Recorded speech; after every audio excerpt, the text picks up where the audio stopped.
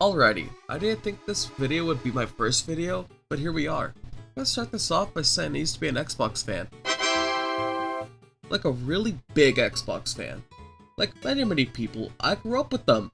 Playing games like Kane and Lynch, Gears of War, Halo 3, just to name a few. Which is why it makes me so angry when Microsoft does some anti-consumer bull. I really thought Microsoft was doing pretty good this generation, but as always with Microsoft, make a good decision, take a victory lap, and step on a rake. Again and again and again. That's right folks, this is a video talking about the Xbox Game Pass situation. And if you are caught up, let me take you back to October 1st, 2025, where Xbox dropped a video on X with the title, "Gaming's about to get even better." Only to just fart in your face and put a 50% increase on their services.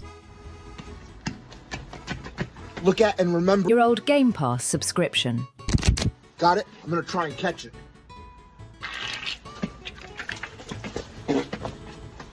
At least if you play on console. That's right guys, if you have the Xbox console, you have to, in fact, pay more to use Microsoft services. And that's why PC Game Pass gets to play day one games, and it's gonna cost $16.50 compared to the $30 they were charging from the console user. This is a massive no, are you kidding me Xbox? At that price point, 1 year of Xbox Game Pass is gonna cost $360. That's not far from buying a Series S. Think about that, you could buy a whole other console for what they're charging you yearly. That's outrageous! Xbox deserves all the backlash they are getting for this. And I'm sorry, Xbox games have fallen in quality. Every once in a while, Xbox may have a banger or two, but for the most part, it's just a fart in the wind and it blows over fast, and it's forgettable. Let's talk about the reaction of the news. I'm sure it won't be that bad. Companies increase prices all the time, and the website is shut down. It's actually incredible how fast the fans reacted to this. I'm talking about just hours after the news hit the water, the website gets overloaded with takedown requests.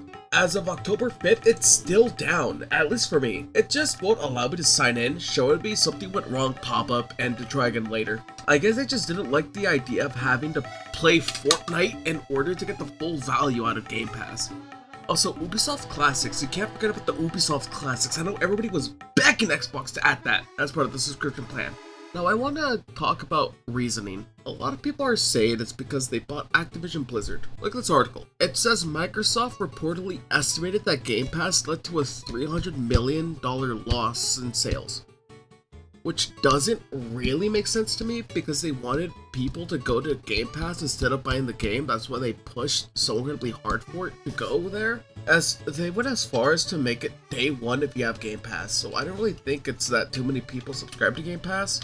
Game Pass will give them more money in the long run anyhow. Actually, if you ask me, I feel like they increased the price to Game Pass because they just wanted to make their money back faster instead of the snail rate it was at before. But in doing that, now it looks like they're priced out a majority of their fans. And you know what? They wanted more honey and they stuck their hand in the beehive. And now they're paying the price alright. Now before I wrap up the video, I do want to bring up one more fact. I'm gonna go kind of off script when I say this here.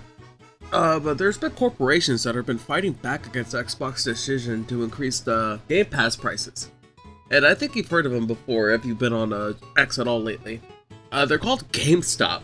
Yup, GameStop. GameStop of all people. So what they've been doing is they've been making posts calling out Xbox for their decisions they've been making. And they actually been making posts saying, if you come to GameStop, we'll actually still charge you the $20 or whatever it was before.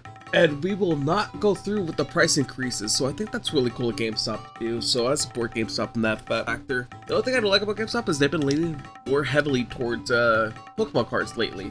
But yeah, that's gonna wrap it up for this first video. If you liked it, please be sure to like and subscribe, and I'll see y'all soon. Peace.